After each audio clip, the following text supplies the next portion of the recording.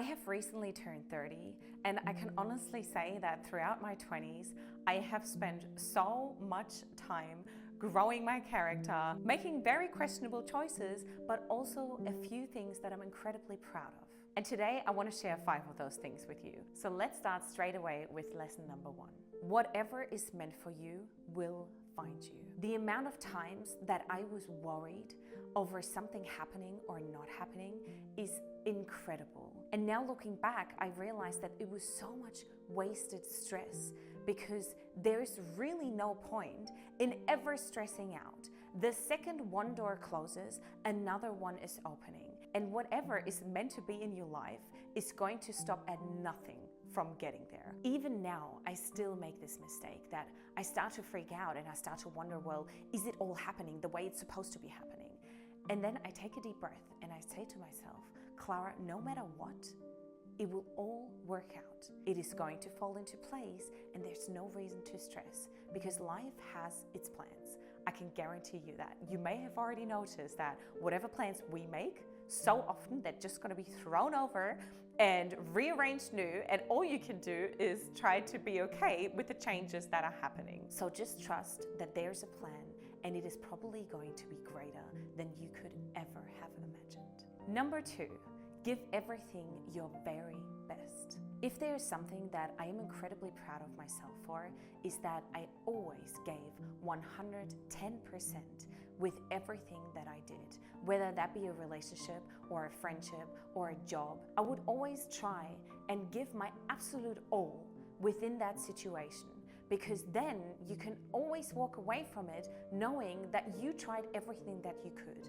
And of course, at some point, you have to give up. There's things that are just not meant to be anymore. There are things that just don't feel right anymore. But I think that giving up too easily, whatever it is in life, is always going to leave you with the question of what if. If there's one thing that I do not have, it is this question: what if I had done that differently? What if I had given more? What if I had tried one more time? Those questions are terrible because you cannot reverse them. So instead of just giving 50%, give 100 and then walk away knowing that you can be so incredibly proud of yourself. Moving on to point number 3. Don't worry about your body and your looks. I spent so much time hating myself during my 20s. I would say it was hours, but it's not even hours. It will probably be weeks, if not months, that I have genuinely spent sitting there and all I could think about was how ugly I am and how much I wish that my body was different. So if you're watching this and you have those same feelings, then please be kind to yourself. Beauty is really within our hearts, and everything else doesn't really matter as much as society makes it out to.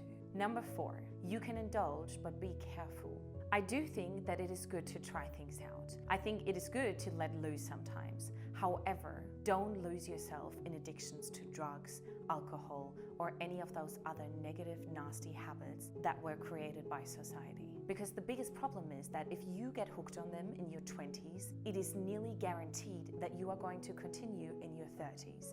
And if you're going to continue in your 30s, you can imagine how it is going to end up. Alcohol, cigarettes, weed, cocaine, those are all things that are incredibly dangerous, and especially alcohol and cigarettes because so many people are doing it. And I think people underestimate the effects that all of these drugs have on your body and your mind, especially long term. I myself was addicted to nicotine and to weed for 17 years. I have talked about this addiction in another video, so if you want to know more about it, then I'm going to link this up here.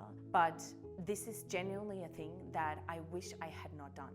I wish I hadn't spent so much time being addicted to something that literally did nothing but make me sick.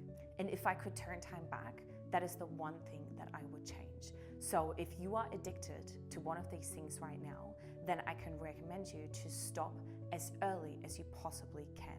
Because the earlier you do it, the easier it is for you to get out of it. The longer you wait, the harder it is going to be. So if you want a certain standard for your life and to reach certain goals, then you are going to have to keep those negative habits to an absolute minimum. Number 5.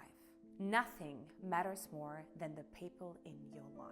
Who you surround yourself with matters more than anything. It is going to influence your memories, your self-worth, your success, your happiness. It is going to influence everything that you do.